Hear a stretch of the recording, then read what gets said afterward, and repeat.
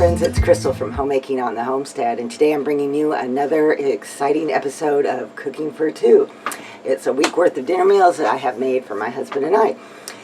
Any recipes or links to recipes that are in this video will be found in the description box below. So I hope you get some inspiration, menu ideas, thoughts, or whatever for your own menu planning. All right, guys, let's get cooking. On Sunday, we had been out visiting my son, actually both of our sons, and on the way home, we stopped and got a take and bake pizza, and they had a special deal on our favorite one, the Cowboy, so I grabbed two of them, one for the freezer. They're pretty easy to bake up, about 15-20 minutes, and you've got dinner. I served that with some salad that I had in the refrigerator, and it made for a really yummy, tasty dinner for us. On Monday, we decided for another easy dinner. I was going to throw my husband was going to throw the burgers on the barbecue, so I just spent a little bit of time slicing up the veggies and the lettuce and getting everything prepped for that. I had what was left of my salad in the refrigerator, so I just kind of divided that between the two of us. And cut up a little bit of cheese. I usually put those on afterwards and stick them in the microwave for a few seconds just to melt it. And the burgers cooked up really nice. My husband does an amazing job of barbecuing, and I like it because that means he's cooking dinner that night.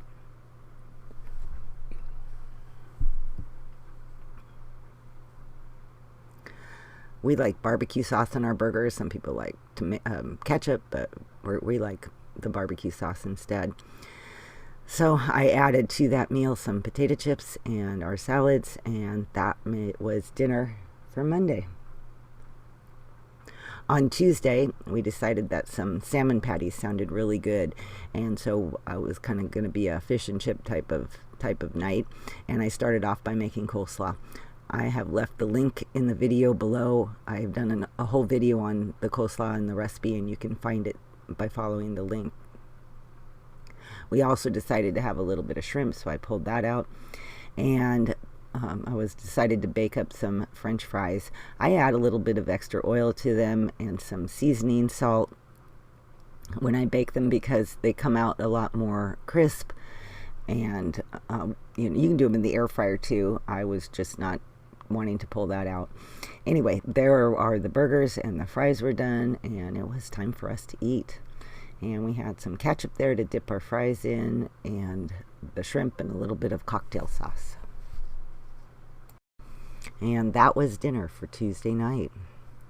On Wednesday, I took the easy way out once again. I buy this Mandarin chicken from orange chicken from Costco.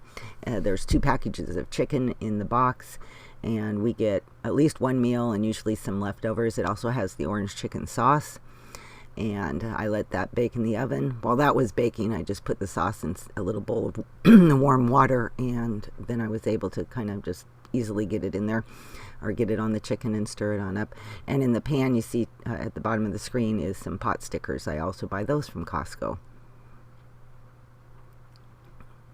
Those cook up pretty quick too. You just boil them for about 5-6 minutes, something like that, and that's all there is to it. And they provide the dipping sauce also for that.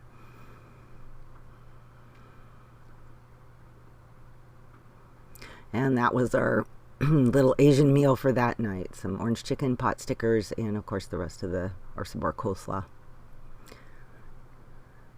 On Thursday, I decided to do some barbecued pork in my Instant Pot. I had a 2-pound pork shoulder roast or pork butt, and I put that into the pot along with some water. Now, I don't put my barbecue sauce in yet, but I do try to season the meat. I add a little bit of salt. I add chili powder.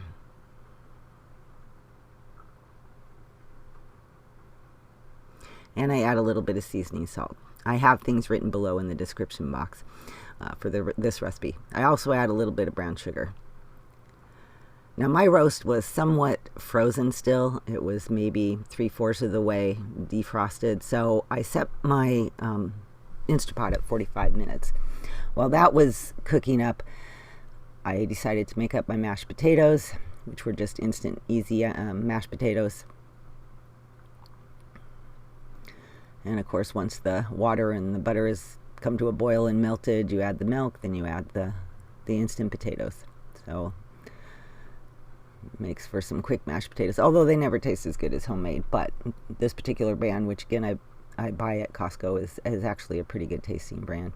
When the time was up on my Instant Pot, I went ahead and released the pressure, and then I opened it up, and it was still not cooked, which I figured that would be the case after 45 minutes. So what I did was get a knife and just cut it into smaller pieces, and then I try to just stick all those little pieces, submerge them under the liquid as much as possible, so that as it cooks again, it can absorb a lot of that flavor. I let it cook for about another half hour after that, and at that point my meat was falling apart tender. So I removed that from the Instant Pot and shredded it up with 2 forks.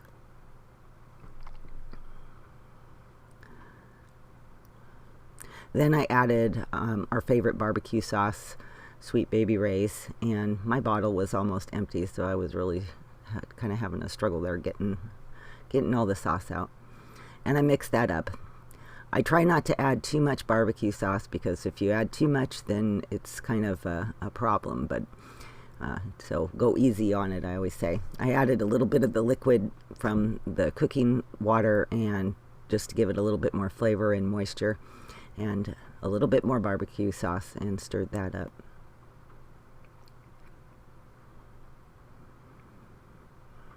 I add some of those juices also over our mashed potatoes. The rest of the juices I pour into a quart jar and put it in the refrigerator, let the fat get back to the top and harden up so I can remove it. Sometimes I use it as a base for soup. If I'm not ready to use it yet, I stick it into the freezer to use later. And that was our dinner: barbecue pork, mashed potatoes, and coleslaw. On Friday, you know it's got to happen at least once during the week, sometimes more, it was leftover night. So I had leftover mashed potatoes, I had leftover barbecued pork, and I had leftover orange chicken and a few pot stickers that are underneath that orange chicken. I did need to make a salad. We only had just a tiny little bit of coleslaw left, so I quickly cut up and chopped up some veggies and made a salad. So I divided the food between the 2 plates, put salad on, topped it with the last of the coleslaw, and that was a very good dinner, and it finished off the leftovers. On Saturday, I had a rotisserie chicken. We had been to Costco the day before, and I had picked one up, and it was actually a really big chicken. It was actually heavy. I had some leftover salad, and I pulled out a loaf of French bread from the freezer. I decided I was going to do some garlic toast, so I put some butter into a measuring cup, and I just used my favorite garlic and herb seasoning, and I didn't measure anything. I just kind of poured it in there and shook it in there until it looked right. Then I sliced up my French bread. I laid that out in a tray, and then I melted the butter and the garlic mixture. And then I kind of just spread that around on each piece of bread.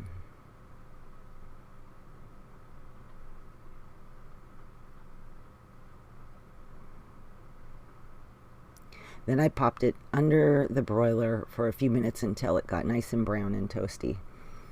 And man, it actually turned out really good. So our meal was a very simple meal, but it tasted really good. We had the chicken, the garlic toast, and the salad. And that was dinner for Saturday. Thanks for watching my video. I hope it gave you some inspiration for your own menu planning. And if you like this video, could you please give it a thumbs up? That really helps me a whole lot. And if you like my content and you haven't subscribed to my channel, would you consider subscribing? That really helps me a lot too. I appreciate each and every one of you. All right, guys, we'll see you next time. Bye-bye.